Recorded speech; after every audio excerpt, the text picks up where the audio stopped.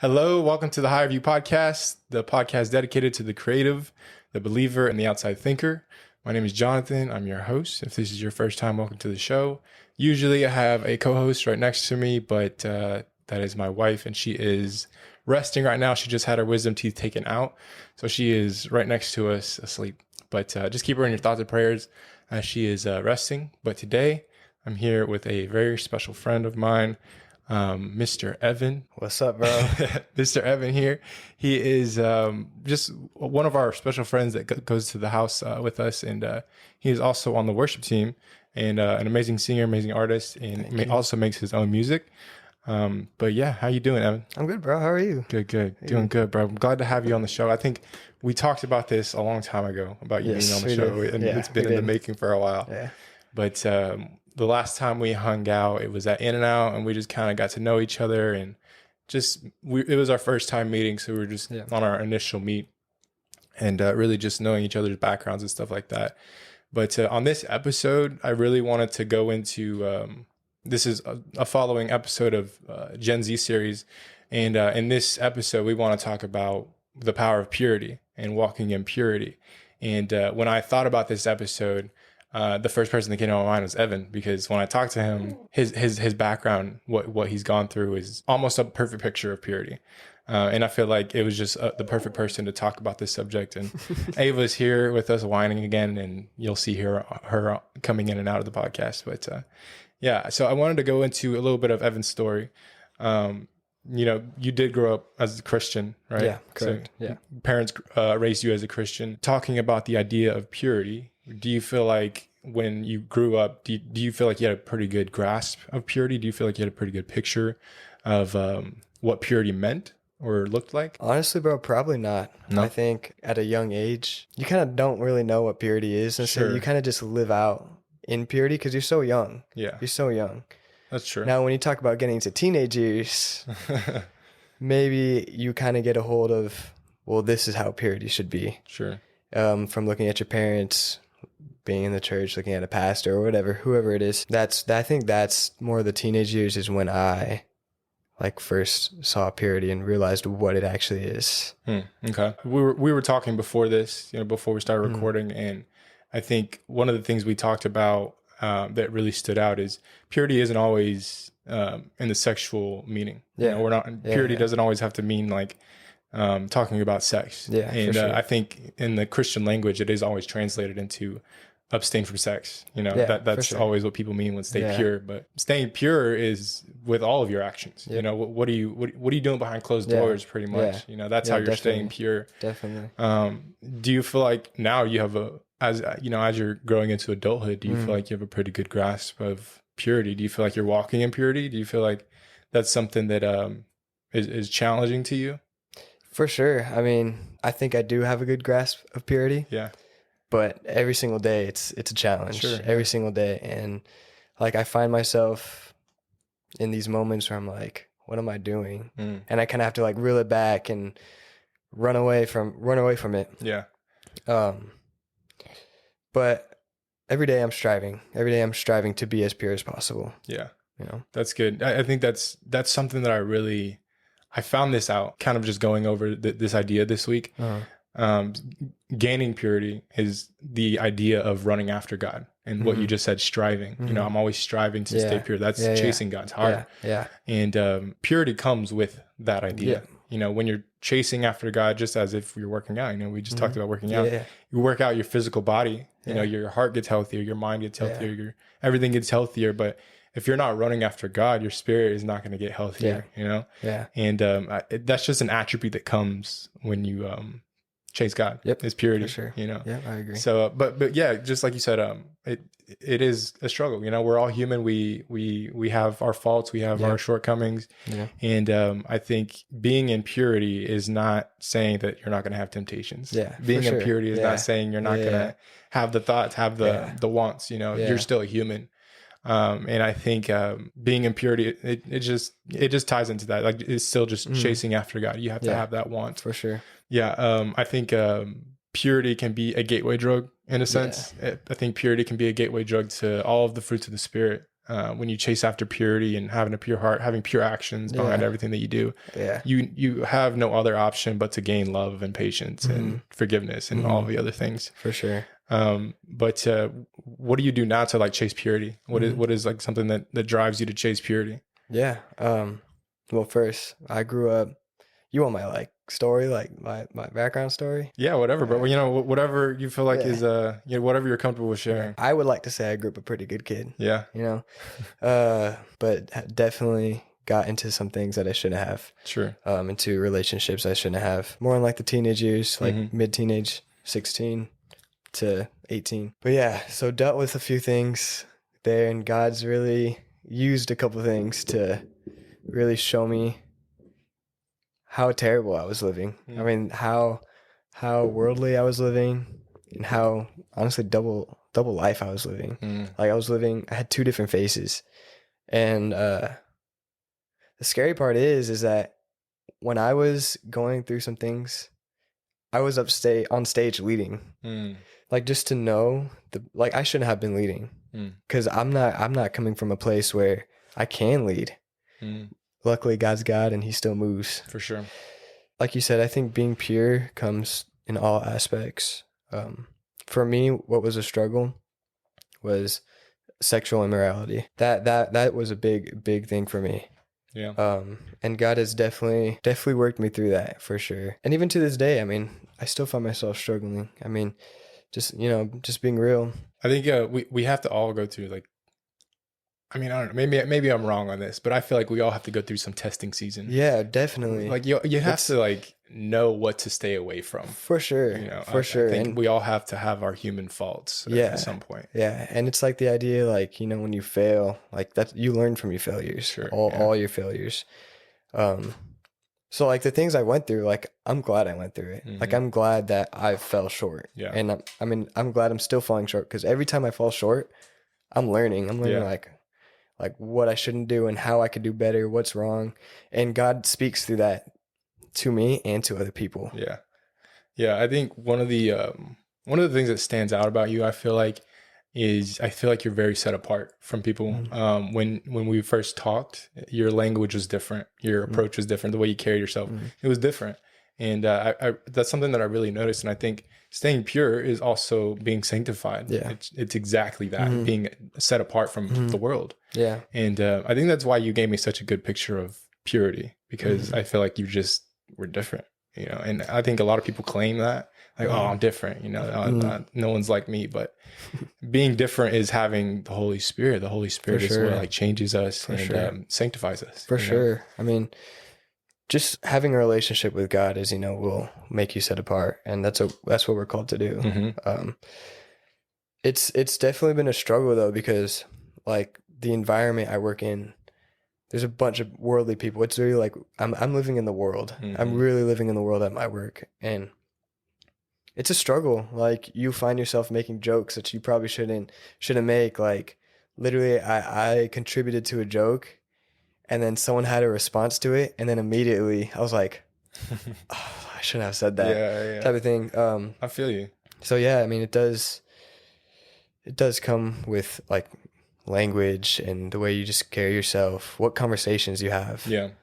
For sure. Yeah, I can agree with that. I think that's relatable. Like, being in work, you're not going to be around people that are just like you. You know, you have to face the realities of what the world is, and sometimes it's pretty tough. I definitely agree with that.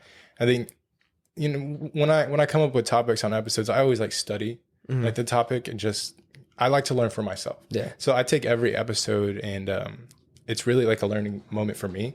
It's really like something that I can learn for myself. And something that checked me while I was studying for this episode is purity is restriction. So like restricting yourself from those kind of conversations, or like doing certain things. For sure.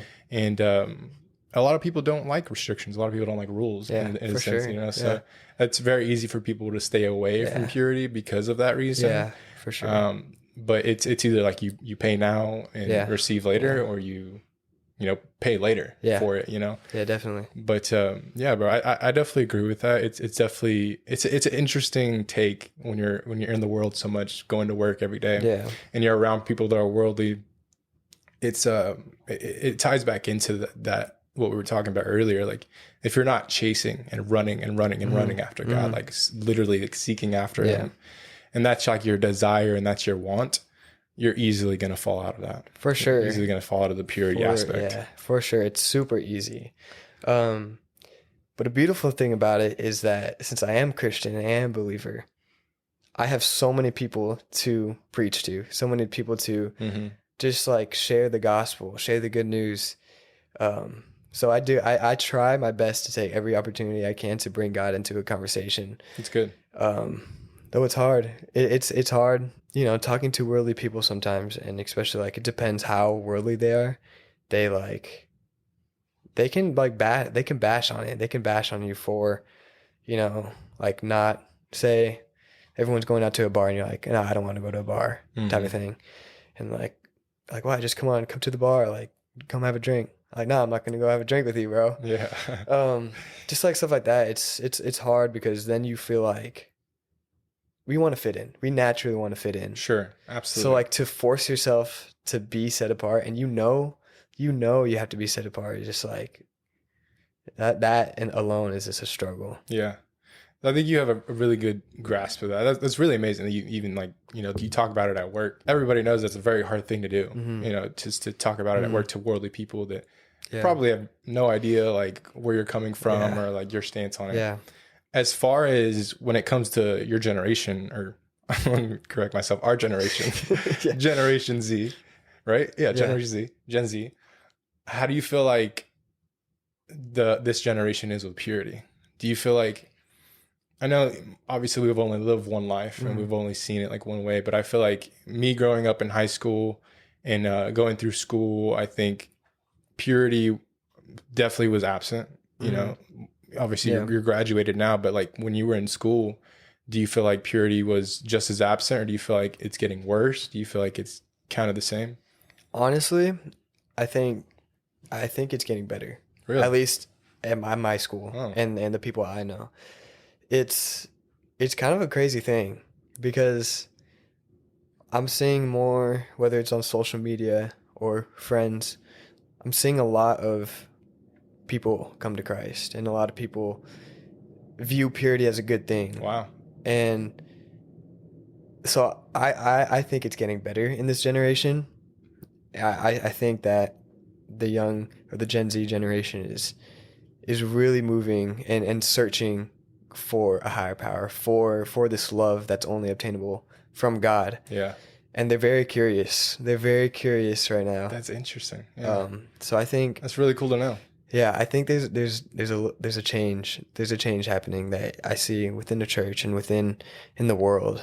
Even with like all the stuff that's going on politically, stuff like that. Like just you see, even with that helps people be like, we need a God type of thing too. Yeah, that's true. Seeing all the craziness, we're like, we just need, you know, so we need some type of like peace here. You know? Yeah. So although there is, you know, teenagers will still be teenagers, me being one of them. But I think they're really striving to find purity. That's really cool to know. I think when me going through high school, purity was not even like in my vocabulary. I feel like, and maybe it was. It just maybe it wasn't something I paid attention to, right? Because I was a crazy kid in high school, and just going through middle school and being involved in the wrong crowds, like sexual immorality. Definitely like one of my shortcomings, like going through high school. It was definitely something I had to find out on myself. You know, like purity was for sure was one of my own adventures and figuring out what I can't do, because in my mind I can do anything I want. I'm a guy. I'm young. I can do anything I want. I don't need any restrictions or rules on my life. And I think doing that, it really was more of a struggle.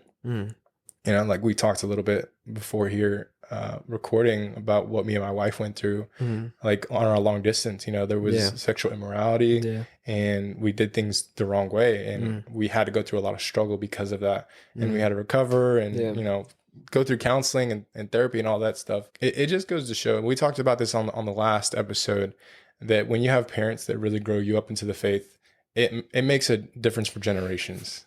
Definitely, I agree with that because I know some people who don't have parents that are close with God or have a faith, and it shows it shows on their kids. Yeah.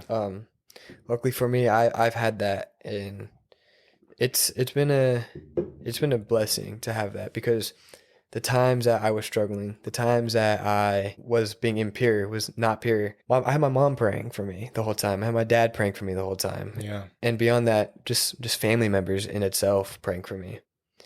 And that I believe that is what got me through everything. And when you don't have that, I mean you're setting up your kids for failure a lot of times if they don't find their own faith. Yeah. Because of course there's people have testimonies and people find their own faith themselves, but if they don't, I mean, it's a lot on the parents. Yeah. So what is one thing that, like, kind of growing up, getting out of high school into like now, is because you're how old now? 19. 19. Okay. Mm. So when you were, let's say, sophomore year to now, what is one thing that you feel like was one of your biggest thorns that you had to like cut out that you knew was not good for your soul? You know, I have to stay away from this in order for me to be pure. Music. For sure, really. music. That time, you know, I was like, wanted to fit in. I wanted to tell everybody, yeah, I listened to them too. I listened to them too. So there was some music I was listening to that, you know, just talks about sex, drugs, depression, all that. And that, like, because music, well, for everybody, speaks to everybody. And our spirit takes that in. It absorbs music, whether you want it to or not. That was a struggle because my personality would be different because of that music. So that's something I had to cut out. That's something that was like keeping me away from purity. That was something that was keeping my thoughts impure, keeping my thoughts dirty, and also like keeping me hanging out with the wrong crowds too, because it like twists your mind thinking that's okay. Like thinking the stuff they're talking about is okay and that's just normal. That's how it's supposed to be. So that was definitely a thorn I had to take out. I would say I agree. I never really thought about that, like being a thorn, but yeah, that's definitely something that I had to cut out too. Like what I watched too, like I'm sure that kind of ties into the same thing. Yeah. And it's really just that cycle, you know, like if you're chasing these things that are talking about this kind of stuff, that's what you're going to be involved in. You know, if you're chasing God, that's what you're going to be involved in. And that purity comes with that. Definitely. And I think the other side, if you're chasing the things of the world, it's just like you're bringing on the things of the world, you know, like you said, like depression, like sadness and all the stuff that, you know, comes with that. But it's whatever you're chasing. It's whatever you're putting your intentions behind. What are your motives, you know? And it's something that I've had to ask myself, like my motives, like what are my motives for this podcast? Yeah. What are my motives for wanting to start a business and wanting to be successful? Like, what is my motive? Is it really like because what the world is setting it up to be, or is it really because God has called me to do that? Yeah, for sure. And that's something that I really had to ask myself, especially this week. You know, I really sat down with this topic. I feel like it was kind of it was awakening for me. I feel like this topic, because I never really studied the idea of purity on its own. And I really learned a lot myself with this topic. So I'm really excited just for this idea and topic to just be stored away in like the catalog of episodes that we have. It's a good topic. Yeah. Just to go back. I always do that. You know, this is kind of like a notebook for me, like to speak on the podcast. It's like a notebook. You know, I speak on here and then I have all the episodes back on the pages that I can like go through and, you know, re-listen to. Cool. It's really cool. Do you feel like your brothers and sisters are kind of relative to you on the path that you're on? I think they're probably on the path I was when I was a junior. Not as bad, as bad, but like, you know, it's actually not. They're pretty good. Yeah. They're pretty good. Their faith, they have a lot of faith. Of course, it's kind of like they're at the age, I feel like, where they don't want to stand out. And like, especially say like at church, like it took me a while to be expressive at church, right? So like at church, when a worship song's on, you're not really singing. You're just you're just there, standing there type of thing. Yeah. Yeah. I mean, I think I went through that at like around that age or like sophomore year. But I think that's kind of where they're at, from what I can see. But other than that, bro, their faith is good. And for them being in this world now, in high school, a lot of temptations, They're solid. They're solid. That's good. They're solid. I think being the part of being pure and chasing the purity, I think what I see a lot in Gen Z, and not even just like the people that we're around, but even like just younger people that I know outside of the church, is a lot of them try to stand out, like try to be the one. You know, I feel like, or try to be like the known guy, whatever the case may be. But that's exactly what, like, that's the opposite of purity, I feel like. And in my opinion, I think purity is exactly what we were saying, like just the sanctification. Yeah. Staying like separate from the world. Not you don't have to have the spotlight on you. Yeah, that's good. And stuff like that. But I think that's something that Generation Z is kind of, it stands out to me in that sense. And I don't know, maybe that's something that's been around, like younger kids just want to be seen. Maybe it's just people that didn't really get much attention growing up. I mean, yeah, for sure. I mean, I think a lot of us like do want the spotlight all the time. I think because honestly, it feels good. Yeah. I mean, it's a good feeling when you have the spotlight on you. But for me, like, I had to check myself on that. I'm on the stage. Right. I'm on the stage. Right. I have to be careful when I'm up there, because I have to be careful of like thinking like I have to sound good. You know, make sure everybody's looking at me. I have to have all the attention on me, type of thing. Mm-hmm. So that's something that I have struggled with, and still honestly a constant struggle that I have to pray about, whether it's before or like the whole week before I get on stage, or just all the time. Really, it's like, what, like you talked about motives. Like, what's my motive for getting on that stage, for practicing? Yeah. Like, is my motive for practicing like to show up and have excellence for God, or so that other people after service can be like, you did great today. Like, you sounded really good. Mm-hmm. So what's my, like, so that's, I don't know how I went there, but. Yeah. Is that kind of how you like separate it? Like, you know, being sanctified, and also because you have to be on the spotlight. You're on the stage, you know, the light is literally on you. Yeah. The cameras are on you. Everybody's watching. So like, is that kind of how you separate yourself from that flesh idea, I guess we can call it, from wanting that for like your satisfaction? Is that how you separate it, like with prayer and just like kind of checking yourself? Yeah, for sure. It's a huge part. Yeah. And something I still have to get better at. It's pretty tough. It's really tough. Yeah, it's especially because like I also want to be like an artist as well. Mm-hmm. So like I am doing stuff for me outside of church. Like, I'm making music that's not like, I guess, glorifying God, but not like in a bad way, like glorifying Satan or anything like that. Right. Yeah. But so I have to be careful to separate those two.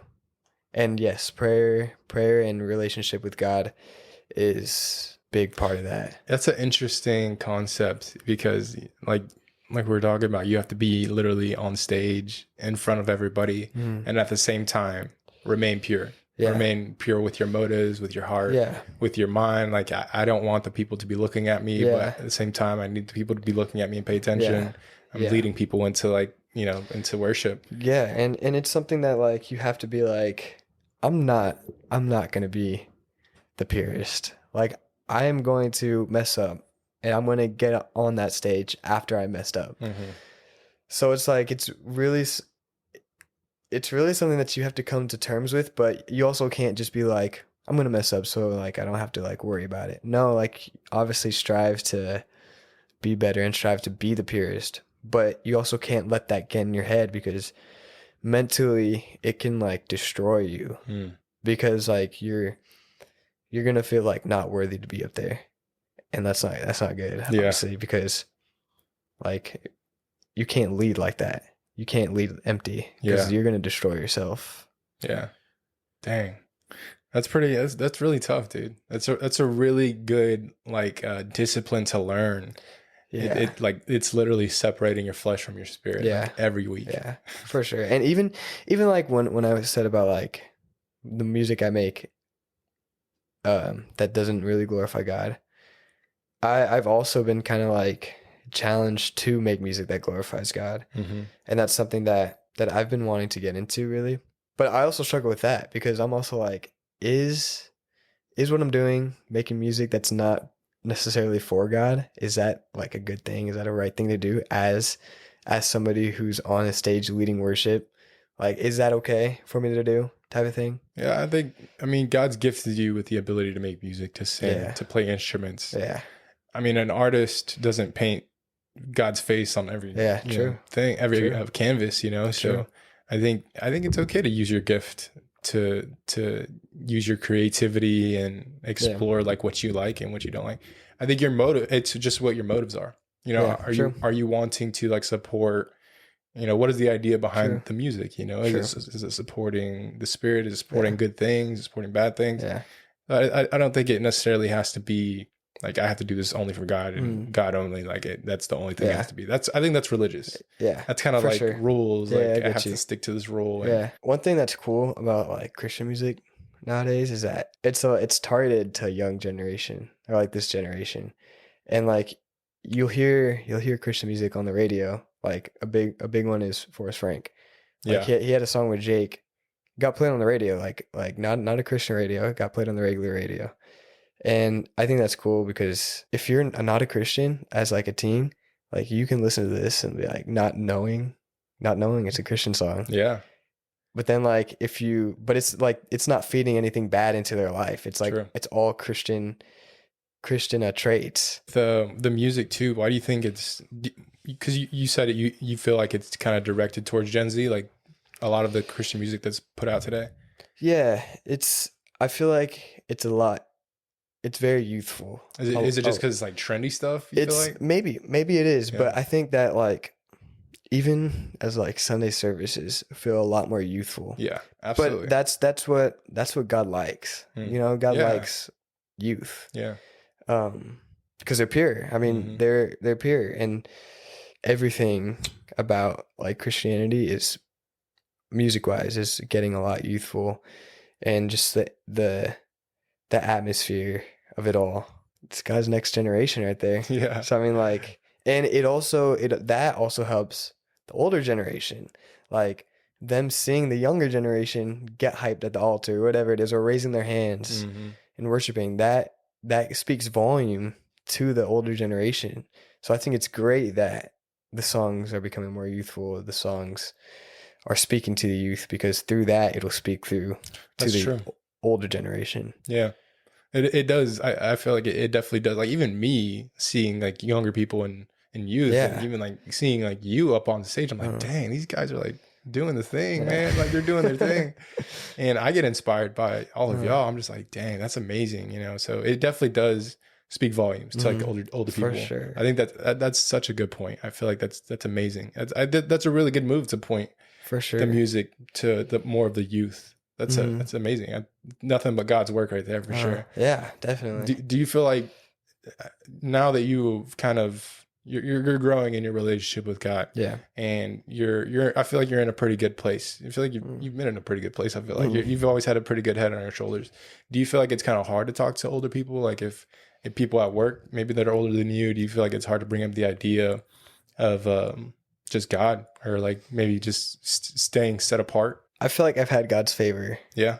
Doing like talking about God, especially in the workplace to older people, which not that old, like 25. Yeah.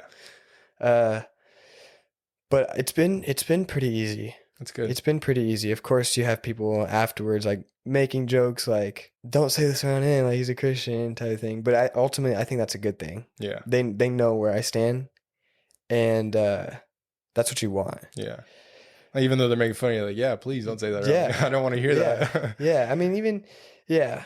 But it's also like, I'm doing enough for like to show them like how I live. Like I'm making sure that it's known that I love God. I follow God. So like, I think like for somebody to be like, hey, like, is it okay if I cuss around you type of thing? That's a great thing for someone to ask you, because again, like they know your faith, they know like you're doing your job. Yeah, you're doing your job. But just talking to the older generation honestly hasn't been a problem. Yeah, for me at least. But I know it can be for sure. Like you know how it is. Yeah, there's some older heads that maybe like disqualify some people just because of age. Yeah. You know. Yeah, for sure. Yeah. I think wisdom has no age. You know. Definitely. The kids we were talking to last week, Jonathan and Isaiah, like they are amazing. Yeah, they're amazing. So like if if I was an old head and I came across them, I would be in awe. Yeah. But there are some people that are like, oh, you're just some kids talking. You don't know what you're talking about. Y'all are. I've been there before. Yeah. I've seen that before. Yeah. I don't know. I just think sometimes it can be harder for Generation Z or younger people. I don't know. What's the generation before Gen Z? Or like after Gen Z? I don't know. Is it Gen X? Gen X? I don't know. Or is that? I don't know. I'm not familiar with it. I have no idea. I'm not familiar with it, but I think maybe it's kind of the idea of somebody's older than me. I'm not going to talk about it, or people are making it weird, so I'm not going to talk about it. Mm. So I think that plays into part too. I think it's cool that you see it that way. And I think it also plays into like the personality. I think your personality is very easy to talk to. Thank you. You get along with people. It's not very hard for you. So that's really cool that you see it like that. You could just talk to anybody and God is there. Talk to somebody about God and it's easy for you. Some people find it hard. It is hard. It definitely is hard because you don't want to be judged. You don't want them to be like, look at this guy, look at this girl. Like, so, I mean, it is hard, definitely. And like, I don't know if I'm at the level yet where I can like go on top of a table and scream to people. That's another story in itself, a topic in itself. Well, you've done that before? No, I think just a brief little thing. I don't know if that's the best way to go about preaching. I think the better way is to just talk to individuals, like just themselves. Yeah. And I think that's the better way, rather than standing on a table and be like, every one of us is a sinner, like let's repent. Yeah. I would agree with that. You're gonna go to hell. I would agree. So like do you not go for like the street preaching type of style? I think street preaching is fine. You just have to really be careful with it. With your words. Yeah. You really have to be careful. 'Cause you can really turn people away from it by doing that. Like this guy, preacher Cliff, you know Cliff Connetchell. Yes. I think that's his name. Yes, I don't yes. like he does a street preaching on like college campuses, but I feel like his way is a good way. Yeah, he's an amazing speaker. Yeah, he's really good at it. And like if you're doing that, that's fine. Yeah. But again, if you're like saying repent, you're all gonna go to hell, we're all sinners, like really nobody wants to hear that. And even some Christians are like yo, that's not how you do it. It would turn me off if I was a believer or an unbeliever. Yeah, for sure. If someone told me that I'm doing life wrong. Yeah. Like, dude, what are you talking about? Yeah, for Shut sure. Yeah, literally. But I would agree with that. I think it's very more impacting when it's one-on-one. Yeah. You have that, relationship with someone and you can talk to them and find out how you can deliver to them and not just yell it out to everybody. Yeah. I would agree with that. Again, what they're doing is out of the goodness of their hearts, the good intentions, great intentions. And they're very bold to do that. But I mean, like we said, it's just, I don't think it's the best way to go about it. Yeah. I'm wondering, like, would we qualify that as pure? I mean, obviously you can't know like the motives of somebody. You can't know the heart of somebody, but like if somebody's out there like yelling to people, like you're all sinners and you need to repent, like, is that pure? Is that a form of purity, or is that kind of selfish or rude? I don't know. I wouldn't know what to call it either. I guess it's kind of a hard question to answer because you just don't know the heart. Yeah, I have no idea. I would like to believe that, again, it's coming from a good heart and not coming to just condemn people, but coming to actually save people. What I've seen growing up, or what I've been around, even like today, dude, like mostly it's easier for females to be pure, I feel like. And it's not easier. I just feel like they have a heart more to be pure. And I feel like for males, it's a lot different. I'm not going to say it's harder. I just think our wants as a human and a guy are a lot stronger than women, I feel like. Testosterone, yeah, bro. Testosterone, bro. It throws us off balance, and obviously there's, it happens with both sexes, but I think it's a lot more prominent in guys to like follow their flesh and just be after whatever they want. Sexual immorality and wanting to fulfill their needs and drinking, all of that. I think we're a lot more stubborn. Yeah. I think we're a lot more stubborn than women. I think that plays a big part. because when we're stubborn, we're going to want to do the exact opposite. Like read the Bible or listen to a preacher. We're probably going to want to do the exact opposite. And Yeah.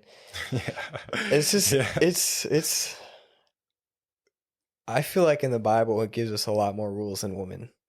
And that's because we're a lot less stronger than women are. Women are strong. Yeah. We Spiritually a lot more stronger than men, for sure. Yeah. I mean, you cut this out. But like Satan uses women to like bring men down. And it's bringing both down. And this is more like the sexual immorality. Because, you know, you have like OnlyFans, pornography, and how women use their bodies. Yeah. That's all Satan. That's Satan attacking both sides. Like he's getting 2 in 1 there. Yeah. Like so I think that's why it's also really hard for us, because like I feel like it's a lot more women in that type of business than it is men. But we're so like we so easily give into that. Yeah. And the devil knows that. Satan knows that. So that's interesting, because like whatever is twisted and demented in the world is the complete opposite in the spiritual realm. So like, for example, in my opinion, I think God gave us women for like, an example of purity. Yes. An example to how to follow purity. And like my wife, for example, she gives me a really good example of how to be intimate with God, how to be open, and how to be, just not as harsh, right? That's what women are really good for, is teaching us that. And in the opposite, in the world, it's what you're talking about. Like that we have like the OnlyFans and the porn, like we're so easy to attract to that because women are involved in it. Maybe we're following like what women are doing. Like they're enticing that, and Satan's kind of using that as like the bait on the opposite end. For sure. But in the spiritual realm with God, women are here for the strongest imitation of purity. On the other side. Women have a big effect on us. And I think God did that on purpose. Like absolutely, because they like, if you're not, because honestly, it goes both ways. It goes both ways, actually. Now that I think about it, like if they're not strong in their faith, like we're not going to be strong in their faith. Yeah. But on the flip side, it's like if we're not strong in their faith, they're not going to be strong. So it kind of does go both. I mean, like the scripture, iron sharpens iron. I mean, it does go both ways. Yeah. So, but I have found personally that my wife has taught me more about being unhuman, if that makes sense, like being more in the spirit than for sure. anything else. For sure. I think that even like us as men, we have a hard time with opening up. We're strong, we're men, be a man, man up. That's what society in the world has like told us. But with women, they're so good at being vulnerable and being open. And that's like, and that goes like spiritually too, because like it's a relationship with God. If I can't be open with him, although he knows everything, but if I can't talk to him about a situation because I'm gonna feel less worthy, like women are good at that. Women can teach you that for sure. They definitely can, bro. They definitely can. My wife has taught me a lot about that. And before I met my wife, I mean, it was like every guy and getting out of high school or in their teen years, it's like, I'm the man, I'm the one, I'm strong, I can do whatever I want. But marriage is, I always tell this to my single friends, marriage is the best slap in the face you'll ever get. It checks you better than anything else. And there's a lot that I've learned from my wife. There is a lot that I've gained from her. Like she has traits that I'll grab from her. Like, oh, I like that. I like how you do that. I like how you're always like chasing after God. You want like the purest version of his heart. And that showed me a lot. It showed me a lot being with a woman. A woman. Yeah. There is definitely reasoning behind why God gives us women. Yeah. Why God gives us a complete different version of what man is. Yeah. So we need that. We need that helper. Yeah. We need somebody to like push us along and show us things like that. For sure. And purity being one of them. Yeah, they do push us. Yeah. They do definitely push us in the best way. And it's a beautiful thing.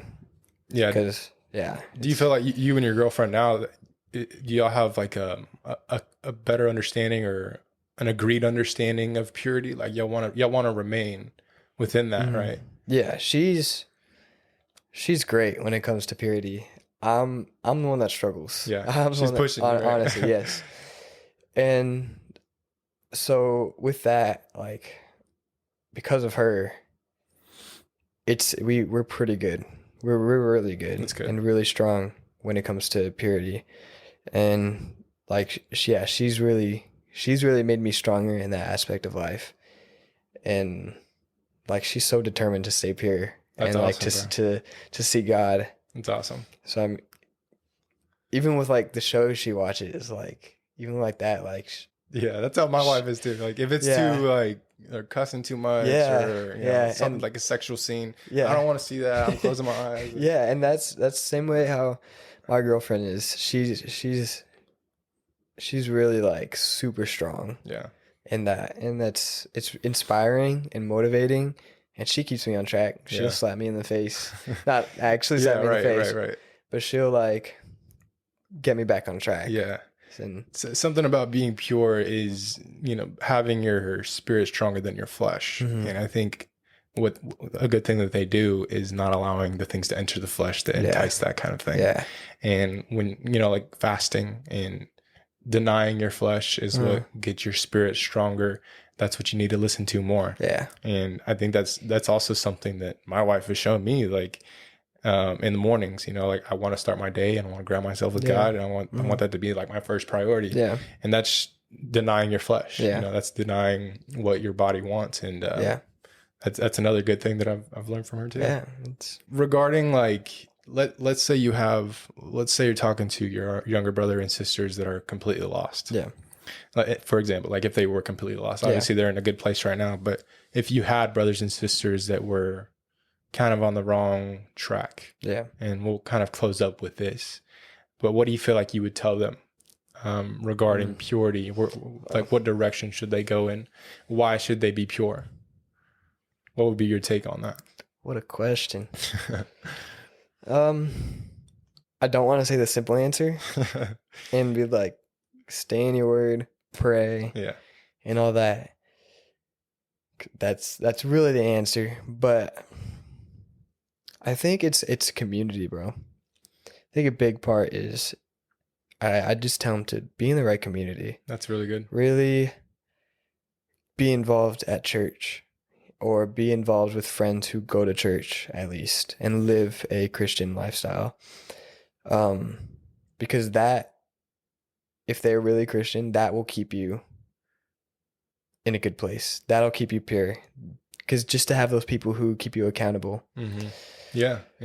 So I think that's a big one, other than praying, reading your Bible, stuff like that. What would be the benefits of living pure? You feel like you'll be closer to God, because like you said, you can't get pure by chasing purity. Like you literally only get pure by chasing God.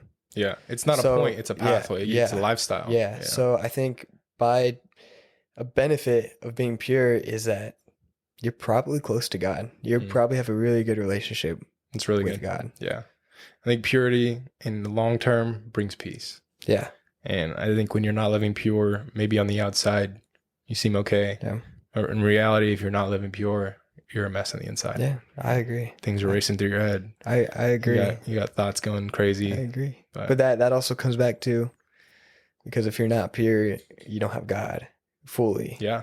You don't have the full experience, at least, you know. Yeah. Yeah. We'll end it up right there. And I just want to thank you for coming out here and making the drive. Thanks for having me, bro. This was amazing. I think you were absolutely the right person for this topic. I just want to say I do look up to you, bro. You're amazing. You're on the right path. You got a really good head on your shoulders.